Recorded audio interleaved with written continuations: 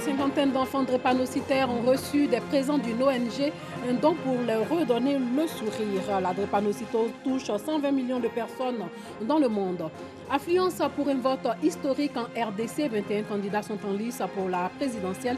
Un scrutin législatif et provincial s'est déroulé aussi dans le pays aujourd'hui.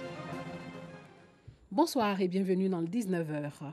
La drépanocytose touche 120 millions de personnes dans le monde, soit 5% de la population mondiale. Elle est particulièrement présente en Afrique. Cette maladie génétique touche 400 000 enfants par an. En Côte d'Ivoire, le taux de prévalence est de 14%.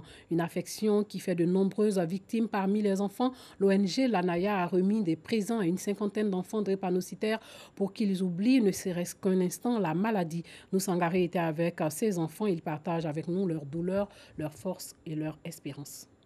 Dame Koulibaly, la trentaine révolue et mère de 2 enfants, est drépanocytaire. Ses statuts, elle a découvert il y a seulement 3 mois. Comme elle, son époux et certains de ses enfants sont également atteints de cette maladie. Avant que je ne sache, je n'arrivais pas à marcher. Mon pied me faisait tout le temps mal, mes articulations. Je suis allée chez mon gynéco, c'est lui qui m'a donné les examens à faire. Quand on a fait, j'ai su que j'étais drépano AS.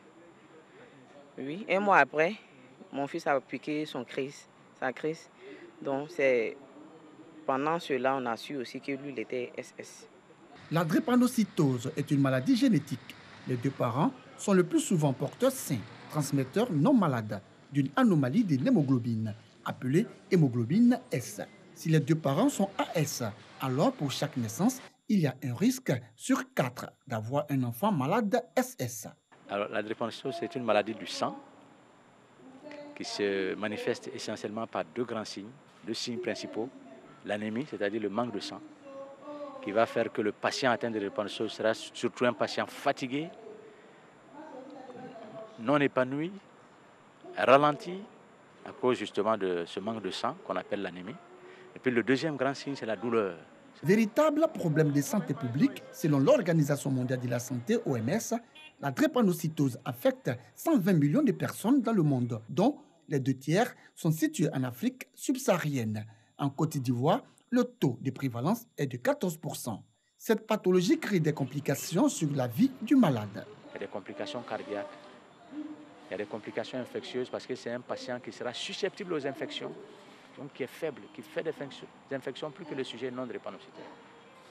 OK? Et puis il y a un troisième type de complications qu'on appelle des complications dégénératives ou ischémiques qui vont faire que certaines parties de son corps vont être mal vascularisées et puis elles vont commencer à se détruire.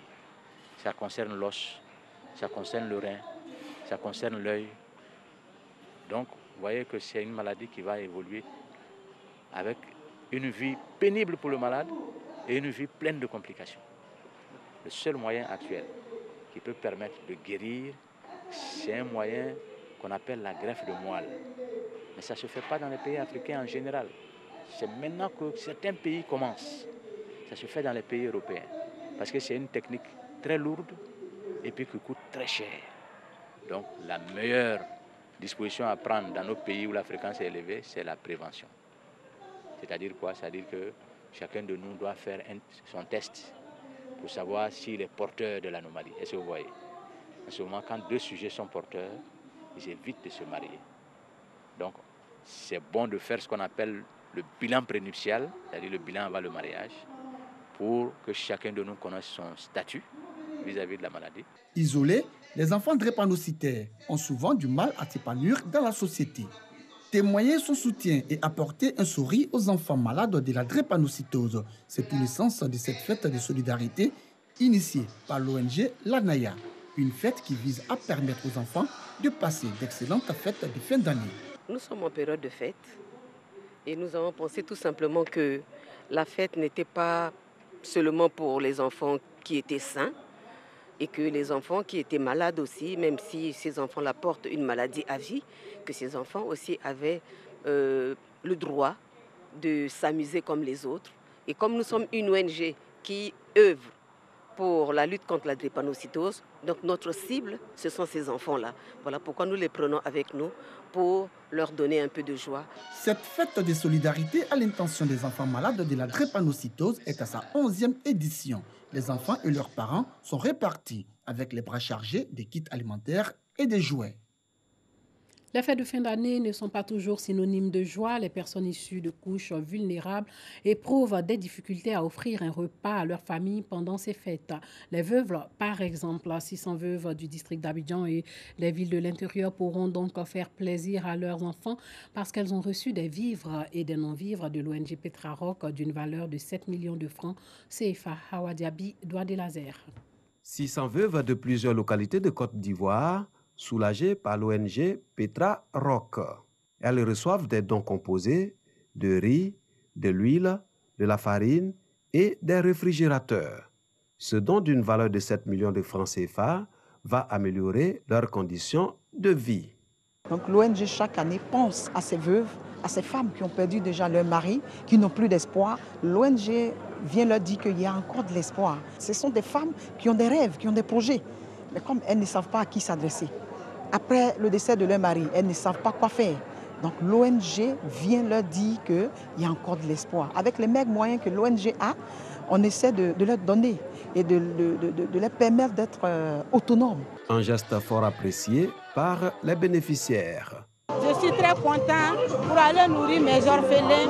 Vraiment, maman payée, je te remercie beaucoup. J'ai perdu mon mari.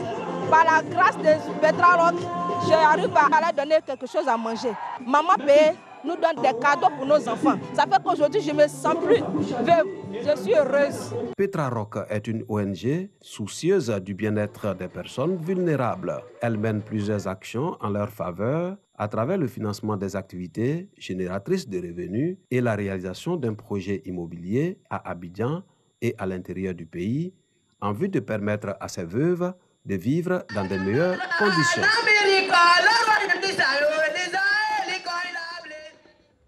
Carton plein hier au Palais de la Culture de Trècheville pour Bonjour 2019. Les humoristes ont tenu en haleine le public qui a fait nombreux le déplacement. En cas de cas, Joël, fils unique à Galawal, pour ne citer que cela, ont fait vibrer le Palais de la Culture. Nous Sangaré, Paragasso Rokoni. Palais de la Culture de Trècheville, il est un peu plus de 20 heures. Dans les coulisses, entre stress et concentration, ces humoristes reçoivent les dernières consignes. Aucun ne doit rater son passage sur scène.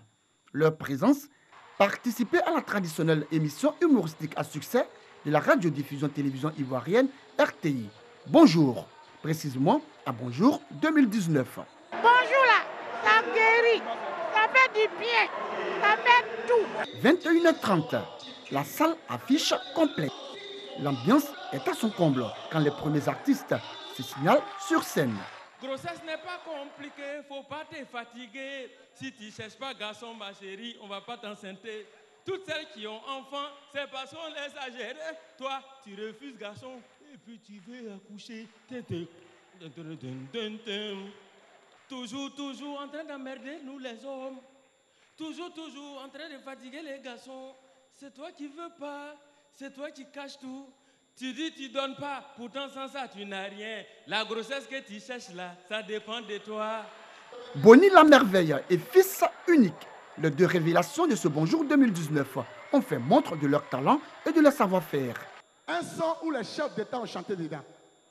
Ah, on dit le morceau commence. Je dis petit, c'est quel morceau? Quand il a mis le mixage, ils sont trois seulement, ils vont tuer. Le premier, tu entends? Allez, tapez les mains, tapez, tapez. Allez, laisse-toi aller. Voilà le baoulé qui vient. Lui, il va tuer dans le morceau. Mais écoutez. Écoutez. Il y a qui? Bloqué.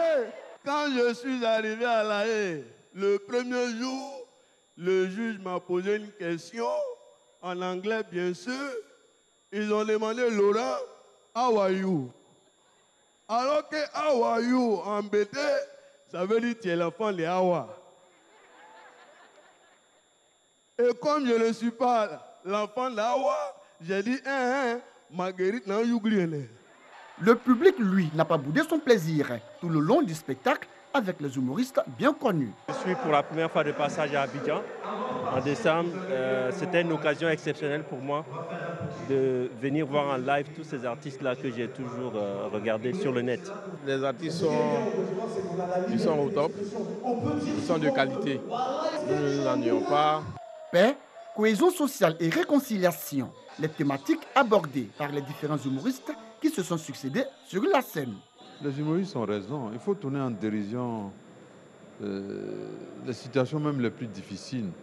Parce qu'au-delà de la difficulté, il y a une espérance qui nous invite à nous déplacer vers les hauteurs pour ne pas être embourbés dans des considérations qui sont hors du cœur humain. Fini Bonjour 2019 à Abidjan. Le cap sera mis dans les prochains jours sur certaines villes de l'intérieur du pays dans le cadre du Bonjour Tour 2019 pour des instants d'humour et de rire.